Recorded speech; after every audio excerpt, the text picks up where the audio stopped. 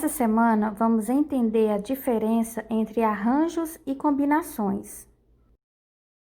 Vamos analisar então esse exemplo. Olha só, um professor dispõe de 2 ingressos de cinema e decide sorteá-los entre seus alunos que acertaram um problema proposto, premiando assim 2 desses alunos. Então, imaginemos que 4 alunos acertaram esse problema: Pedro, Camila, Vera e Paulo. Os alunos premiados poderão ser, então pode ser que Pedro e Camila ganharam, ou pode ser que Pedro e Vera ganharam, ou Pedro e Paulo, ou pode ser a Camila e a Vera, ou Camila e Paulo, ou ainda pode ser a Vera e o Paulo. Cada uma dessas possibilidades é um agrupamento de 2 alunos dentre os 4 alunos que acertaram o problema. Então, vamos recapitular. 4 alunos acertaram. Desses 4 alunos, 2 ganharão prêmio. Então, por isso foi formado aí as duplas possíveis dentro desses 4 alunos. Então, aí vem falando assim, ó, observe que cada um desses agrupamentos, essas duplas, a ordem em que citamos os alunos não é importante. Tá querendo falar que, tipo assim, se falar Pedro e Camila, tanto faz ser Pedro e Camila ou Camila e Pedro, porque os 2 prêmios são iguais.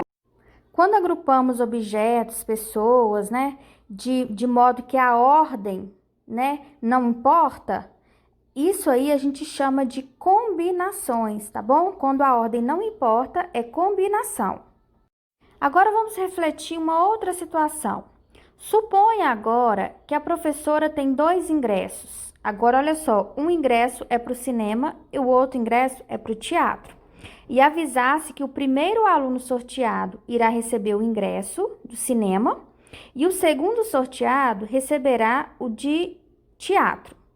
Nesse caso, se os alunos sorteados fossem Pedro e Camila, nessa ordem, o Pedro receberia o ingresso do cinema e a Camila o do teatro.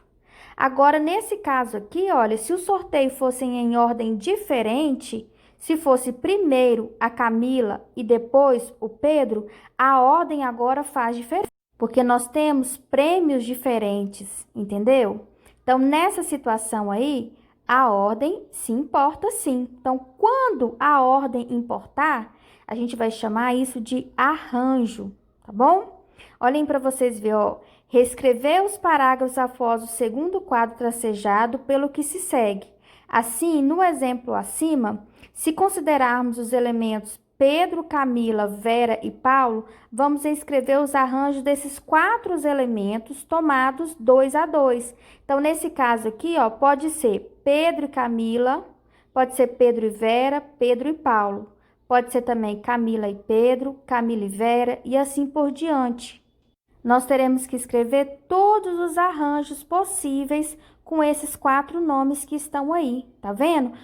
E lembrando que a posição agora altera, eu não posso simplesmente escrever Pedro e Camila, tem que ter também Camila e Pedro. Eu não posso simplesmente escrever, por exemplo, Camila e Vera, tem que ter Vera e Camila também, tem que ter os 2, tá bom? Tem que ter todos os arranjos possíveis. Então, vamos recapitular, olha só. A combinação é quando a ordem não importa, tá bom?